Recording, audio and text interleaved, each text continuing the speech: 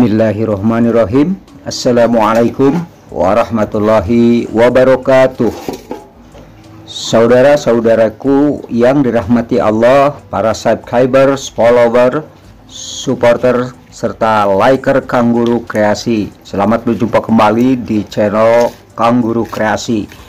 Pada kesempatan kali ini, Kang Guru akan bereksperimen bagaimana mengolah dedaunan menjadi pakan ayam dan pakan ikan yang bisa dikembangkan juga menjadi sebuah stok makanan yang bisa disimpan lama, baik di freezer maupun di luar freezer.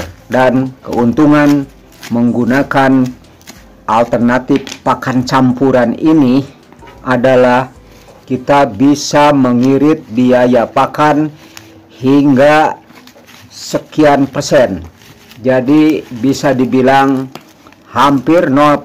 Yang perlu dipersiapkan adalah campuran utamanya adalah dedak sebagai pencampur utama untuk menjadikan bahan pakan campuran alternatif ini menjadi sebuah pelet, baik itu bisa dikeringkan, dikukus, dan maupun dalam keadaan langsung setelah dikukus diberikan kepada ayam maupun kepada ikan.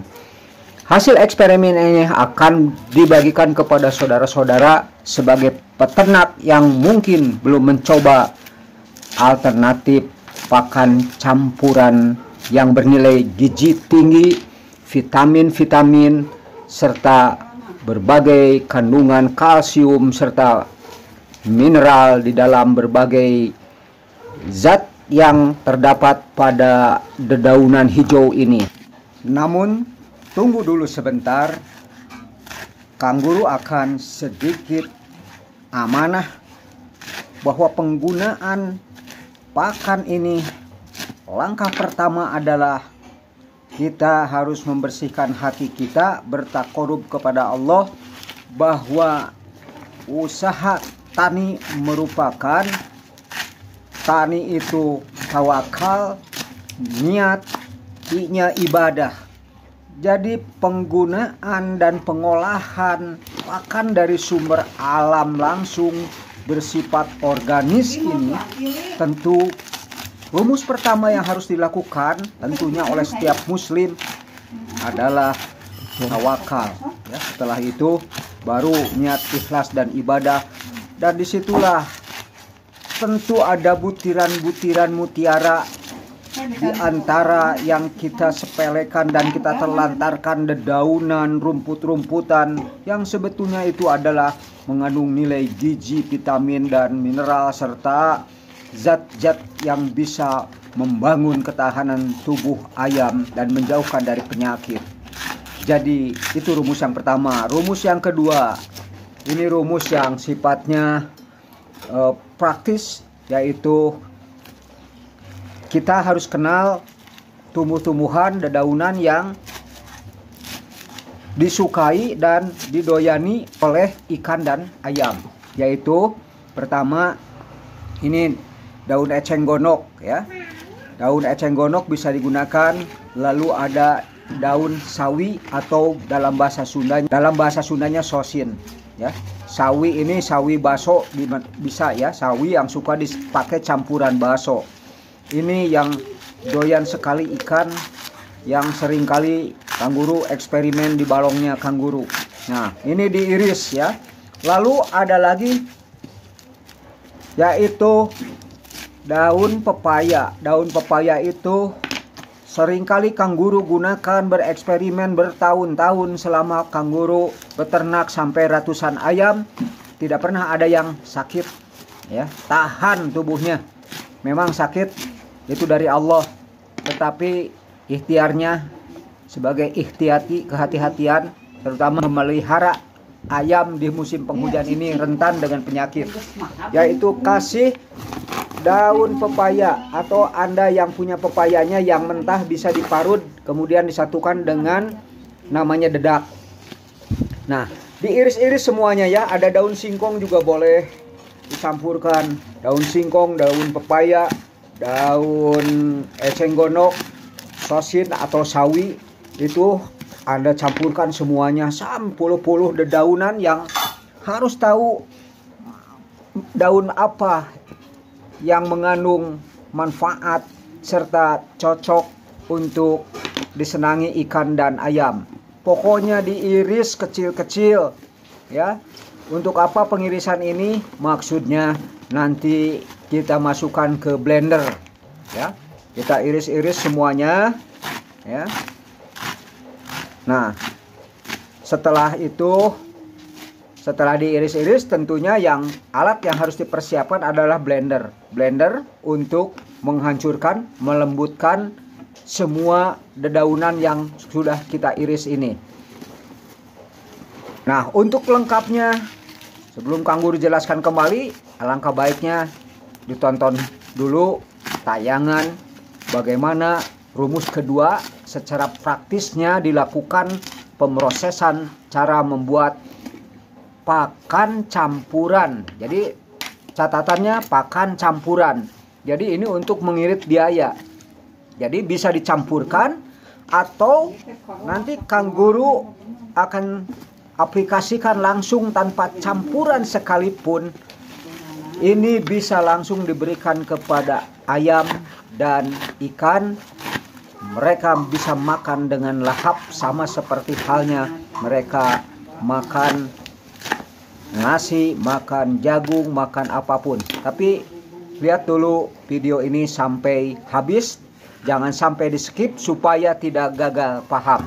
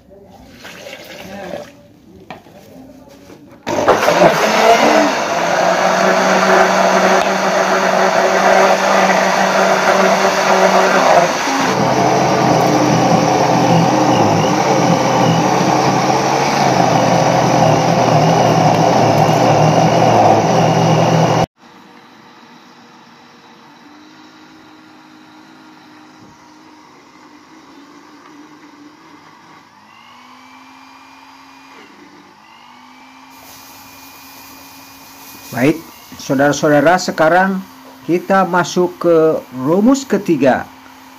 Blender segala macam LRT, limbah rumah tangga. Ada tempe yang tidak sempat kita makan karena bosen atau karena berlebih tidak dimakan. Ini bukan limbah yang Anda perlakukan menjadi sampah, tetapi limbah ini akan membawa barokah. Tempe digiling, kemudian ada jagung juga dimasukkan ke sini, ke blender, digiling semuanya.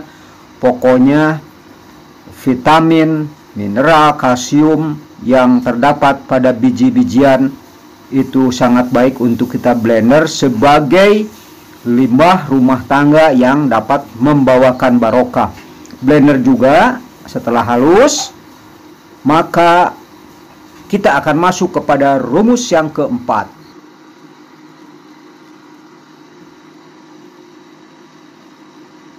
Sebelum masuk ke rumus keempat, kita masukkan juga hasil blenderan, yaitu LRT, limbah rumah tangga seperti tempe bekas, nasi bekas, jagung bekas yang merupakan sisa-sisa makanan kita. Jadi dicampurkan, lalu rumus keempat ini kita campurkan dengan ini adalah dedak aci. Ya, kenapa aci? Aci adalah sebagai perekat dari dedaunan yang sudah dicampurkan dengan LRT, limbah rumah tangga tadi. Ya, jadi sebagai perekat fungsinya kita harus pergunakan aci. Lalu juga kalau ada terigu juga bisa dimasukkan sebagai pelengkap makanan atau pelengkap pakan, yang tentunya semakin banyak limbah rumah tangga yang dimasukkan ke dedaunan yang sudah halus di blender ini, tentunya pakan ayam dan ikan semakin kaya dan bisa bersaing dengan yang disebut dengan pelet atau pakan-pakan pabrikan. Ya, kita kocek, kita galok, kita aduk dengan merata. Sekarang kita masuk ke rumus kelima yang terakhir. Ini kita masukkan ke plastik semua adonan itu, lalu kita akan kukus dengan api sampai matang dan aroma dedaunannya muncul.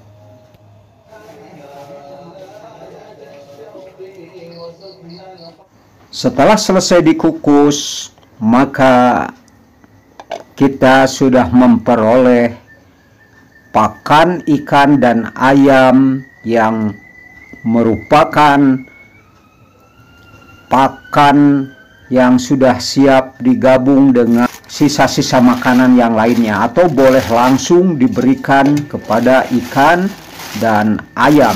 Nanti Kang Guru akan coba berikan pakan ayam ini langsung diaplikasikan ke ikan dan ayam yang ada di belakang rumah Kang Guru, yang merupakan laboratoriumnya Kang Guru dalam mengembangkan ayam sebagai bisnis yang dikelola dalam rangka integrated farming, yaitu kesatuan yang tidak dipisahkan antara ternak dan perkebunan. Nah, ini adalah hasilnya. Nah, kita coba berikan ke ayam yang sudah menanti dengan penuh pengharapan. Nah, terlihat ayam begitu lahap menyantap formulasi pakan ayam dan ikan yang Kang Guru berhasil eksperimen sebagai sebuah mahakarya yang barangkali bisa dijadikan sebagai cetak biru untuk Anda yang butuh referensi bagaimana cara membuat pakan ayam secara mandiri, sehingga dalam berbisnis ayam kita tidak semata-mata dijadikan sebagai lahan bisnis, namun sebagai ajang kita untuk berbagi rasa kasih sayang terhadap makhluk Allah, lalu yang bisa kita jadikan sebagai objek bisnis dari ayam ini hakikatnya bukan ayamnya, namun kotorannya bisa dijadikan sebagai pupuk organik. Lalu manakala kita menjual ayam, maka jualah ayam yang jantan tapi kita pelihara 10 ekor menjadi 100 ekor, 100 ekor menjadi 1000 ekor. Namun perbandingannya mesti tetap, yaitu rumusnya 10 ekor ayam betina dan 1 ekor jantan. Nah, inilah pola bisnis dalam perkebunan dan peternakan yang disebut dengan sistem integrated farming. Nah, kita coba aplikasikan ke ikan, kita lempar. Nah, responnya sangat bagus kan? Seperti inilah. Tuh, terlihat banyak eceng gondok. Jadi ikan tidak bisa mengkonsumsi daun eceng gondok karena letaknya di atas. Sebetulnya senang juga daun eceng gondok, tapi gimana ya, tidak bisa pakai teraje kan, untuk menyantap daunnya sulit. Jadi kita harus mampu mengadakan eksperimen bagaimana daun eceng gondok ini bisa dimakan oleh ikan. Nah, jadi caranya, formulasinya dengan cara seperti yang dipraktekkan pada video ini, yaitu dengan cara dicercah, disatukan dengan dedaunan yang lain. Maka alhasil ikan pun bisa melahap eceng gondok ya, karena eceng gondok yang dimanfaatkan oleh ikan lazimnya adalah di bagian serabut, akar-akarnya yang banyak mengandung plankton, yang mengandung banyak mikroba, yang banyak mengandung zat-zat renik yang bisa dijadikan pakan ikan. Nah, ini terlihat hidangan dari olahan kanguru sudah hampir habis kan, karena memang seperti inilah, ayam itu senang dedaunan. Tetapi ketika dedaunan itu kita berikan dalam keadaan mentah, yang jadi masalah kerentanan adalah di dedaunan itu sendiri kalau tidak dicuci bersih, itu terkandung juga telur-telur atau bakteri-bakteri yang mungkin akan masuk ke tubuh ayam, jadi akan membahayakan kesehatan ayam itu sendiri. Jadi dengan cara direbus inilah, dicampurkan dan di blender kemudian dikukus, maka menghasilkanlah satu rumusan pakan ayam campuran yang bisa menyaingi pakan pabrikan. Nah, sekian saja eksperimen kanguru. Adapun kekurangannya, mohon maaf yang sebesar-besarnya jika Anda mempraktekannya. Nanti kanguru akan coba evaluasi dan menunggu komen-komen dari saudara-saudara sekalian yang ingin berbagi sharing tentang hasil eksperimen pakan dari kanguru kali ini. Kalau saja video ini dirasakan bermanfaat, tolong berbagi manfaat dengan cara like, share, komen, dan subscribe. Jika saja dirasakan enggan dan tidak bermanfaat, diabaikan saja. Sekian, jazakumullahu khairan katsira. Wassalamualaikum warahmatullahi wabarakatuh.